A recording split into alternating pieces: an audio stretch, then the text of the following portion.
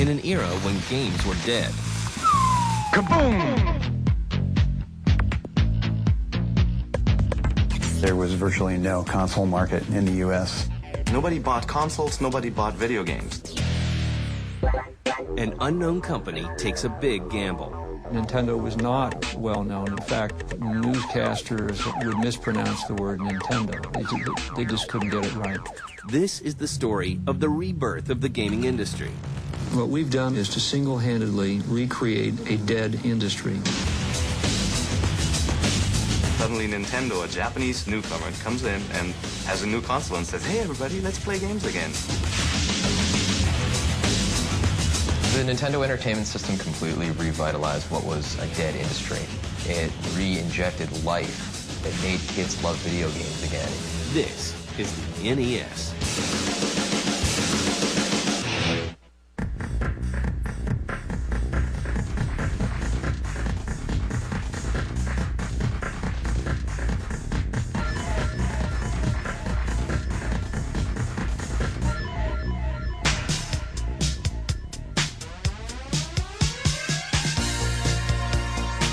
While disco breathes its last breath, and Jimmy Carter loses the presidential elections to a Hollywood actor named Reagan, America is ending its love affair with gaming.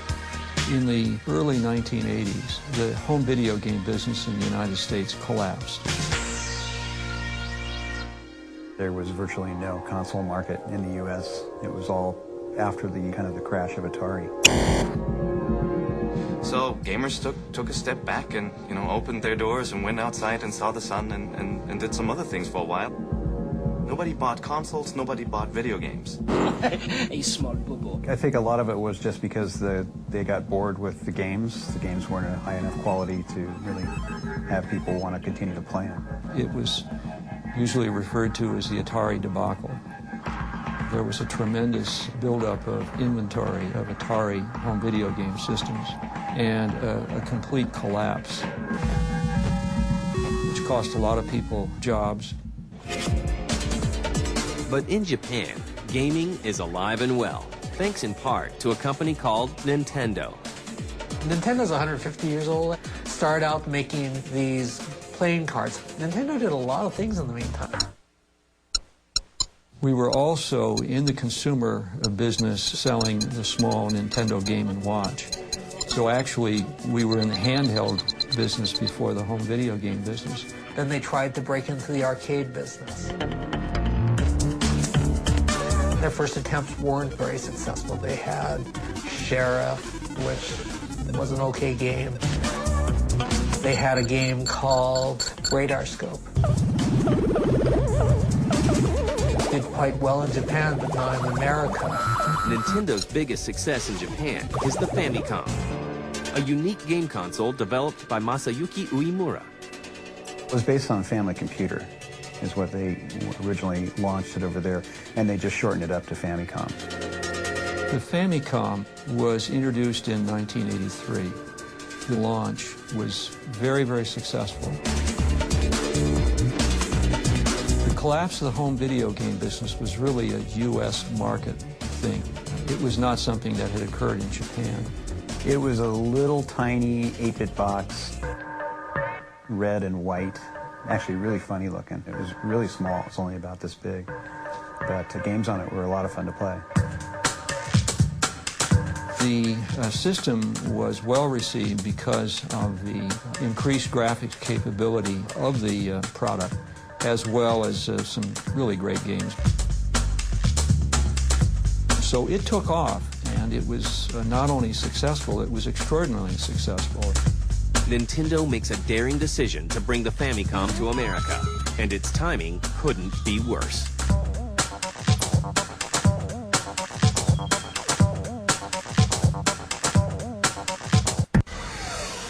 Nintendo is about to bring their popular Famicom video game console to U.S. shores, and the odds are stacked against them. The game industry was in turmoil, and into that terrible market, suddenly Nintendo, a Japanese newcomer, comes in and has a new console and says, hey everybody, let's play games again. But first, the Famicom needs to become more American-friendly. It just didn't fall into American taste. It looked very Fisher-Price. And we also didn't want to launch just a game platform because everybody at retail was saying another game platform. We did that. We just got done with that. Why would we want to do that again? So we had to come up with something a little bit more Americanized and something with more of a hook to it. Our designers here at Nintendo of America thought that it ought to have a little bit more high-tech look. Nintendo of America turns the Famicom into a new unit dubbed the Advanced Video System. It had a music keyboard and a keyboard and, you know, the console itself, and it was real flat and sleek and gray and black. The Advanced Video System was really skinny. I mean, it was only about this tall, and it was a top-loading cartridge design. So we went and showed that at the Consumer Electronics Show. And the reaction that we got from the retailers was very negative. Nobody wanted to touch it. No one was interested in it because it was a home video game system. And then we came back from that show, and our president, Mr. Arakawa, called myself and my designer and said, you know, this is the shape of what they want to produce the NES in here. Can you make it look good? And you've got an hour to do it.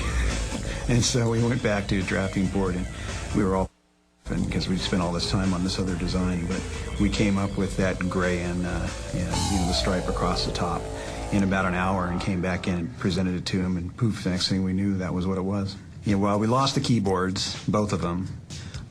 There was a floppy drive, and we lost that. It was just the two controllers and the box itself. The front-loading cartridge slot isn't the only feature that sets this system apart from others. There's this weird rectangular control pad, you know, with the little cross-shaped D-pad. I'm like, what? I don't even understand what this was because I'm used to having joysticks in my games, and with two little red buttons. And I thought, you know, it's weird, but it's comfortable. It works. The Japanese company then approaches Atari for a partnership. The deal that we proposed to Atari was that we would sell the product on an OEM basis to Atari and give Atari the opportunity to distribute it not only in the United States but throughout the world. We knew that Atari was synonymous with video games and that Nintendo was not even known by the average consumer. But Atari turns down the offer, and Nintendo decides to go it alone. Well, in the early 80s, Mr. Yamauchi was president of Nintendo Company Limited, the worldwide leader of Nintendo. He gave Nintendo of America the opportunity to see if we could launch the home video game system. We thought that we would test market the product in a small market area. And we explained that to him at a meeting sometime in early 1985. And he threw up his hands and said, no, the test market will be New York City. If you can succeed in New York City, you'll succeed anywhere, and if you fail, then you fail, and that's it. The outlook for the Nintendo Entertainment System, or NES, is bleak. We decided that we would have a focus group, and we would show the NES, and the reaction of these kids was absolutely negative. It was astounding. The results of the test, the experts said the best thing you can do is not to introduce this product. It's not going to be well received. It's not going to be accepted. But Nintendo is undeterred. After making a few additions to the NES to set it apart from traditional gaming consoles, the Japanese company prepares to roll the dice. So in early 1985, the engineers at Nintendo Company Limited came up with Rob the Robot, which was made part of the Nintendo Entertainment System. So when we went to the retailers, we were saying, no, this isn't a home video game like Atari. This has Rob the Robot. And then we positioned it as an entertainment system. He also had a zapper, and those things combined with it kind of put it over the top and made it look like it's just not a game console. To get retailers to carry this system, Nintendo offers a win-win scenario. Let us put it in. Let us put some displays in that we will bring to your retail outlets, and you don't have to pay us until the end of the year. Not only that, but Nintendo would buy back any unsold NES units. On October 18, 1985, Nintendo takes the plunge and releases the NES in select stores throughout New York City. Now the fate of this little gray box is in the hands of the Big Apple.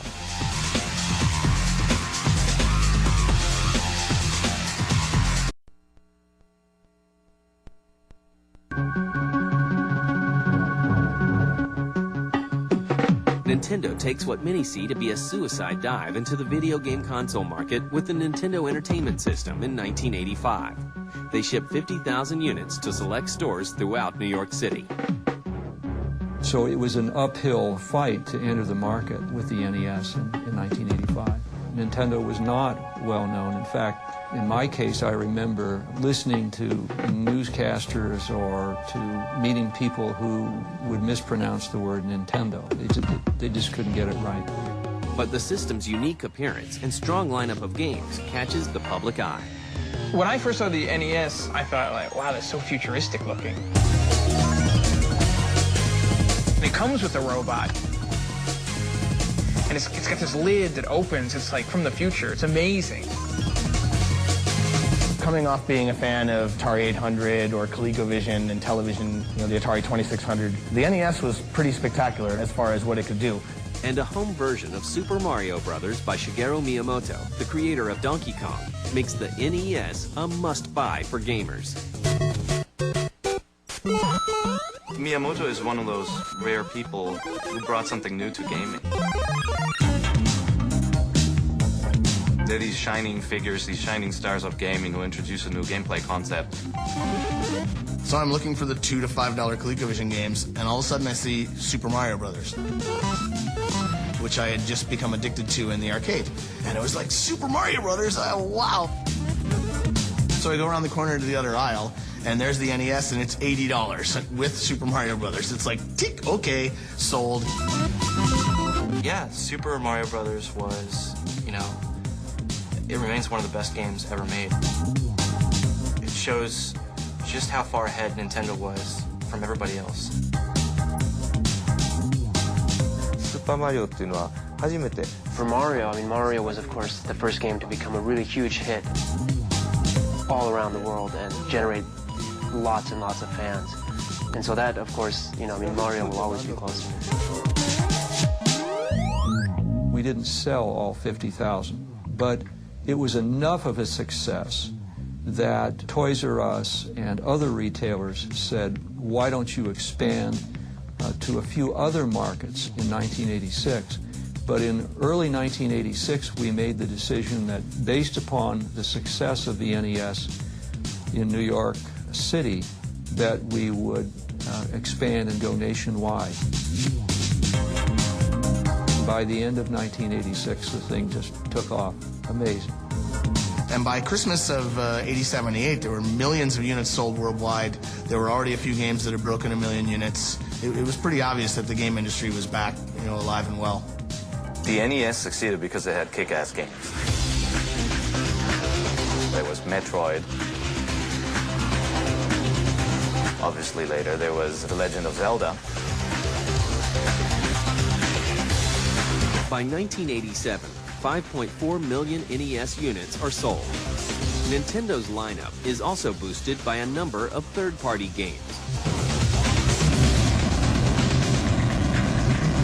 We went out to a number of software companies, both in the United States and in Japan, and we were successful in bringing 4 or 5 on board. Data East, Capcom, Bandai. To make sure the mistakes made by the game industry in the past aren't repeated, Nintendo devises a special system for developers who wish to make games for the NES. A number of us studied the Atari debacle very closely, and one of the reasons they had not succeeded was they had not been able to maintain quality control over the software that was played on the hardware. But we wanted to make sure that if other people introduced games to the NES, they would introduce it under a licensing system that Nintendo would control, and that Nintendo would control the quality. Third-party games that get approved for the NES are given the official Nintendo stamp of approval. But this same system will lead to some big legal battles.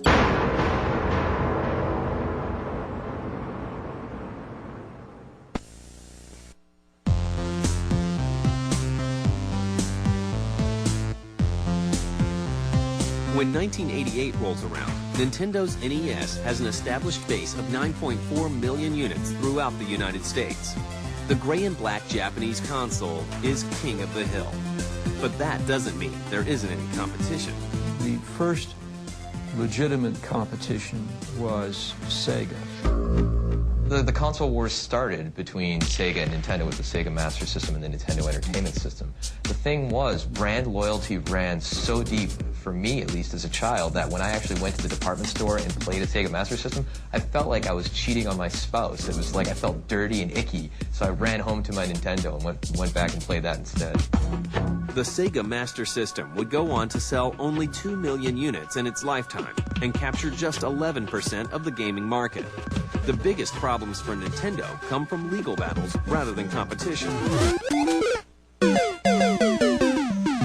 One of the most notable conflicts Nintendo faces is with Tengen.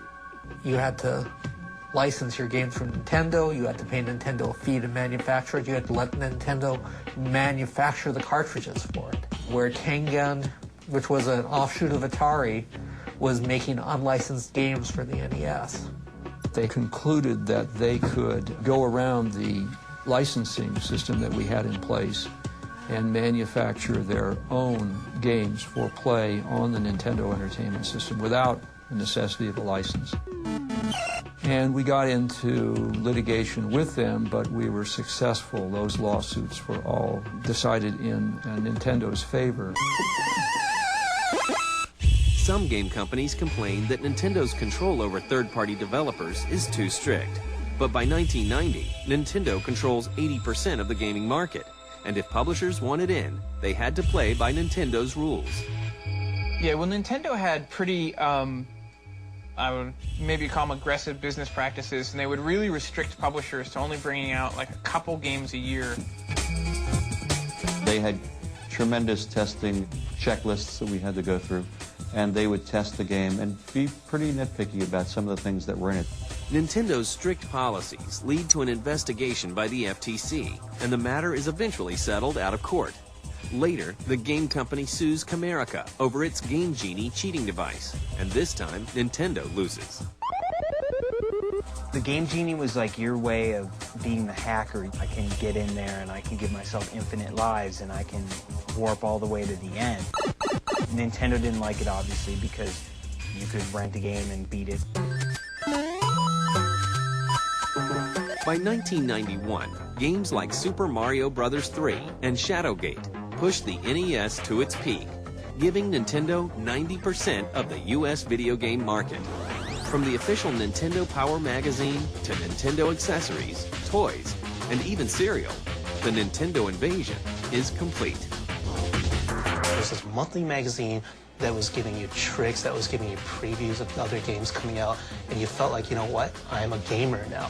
But eventually, the NES has to make way for newer, more powerful systems. The NES eventually had to evolve into something more powerful. Sega came in with its Genesis, which was a 16-bit machine. All of a sudden, we're seeing more colors, livelier, more realistic animation, and a lot of different kind of games that you weren't able to play on the NES before. Well, certainly technology was moving on finally, and we were on to the Super NES and 16-bit processors, and just another jump in graphics capabilities and gameplay.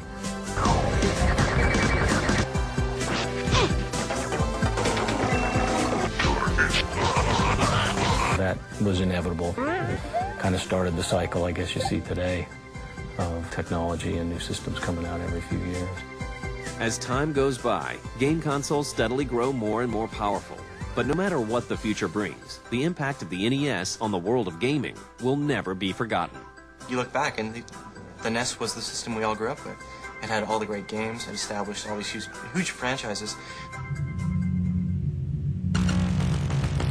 The NES brought gaming back, and it made it very, very popular. And it actually transcended continents. It was popular in Japan, it was popular in the US and Europe, something that hadn't really happened with the Atari console before it. The NES basically shattered the whole idea that gaming was a fad that's never to come back.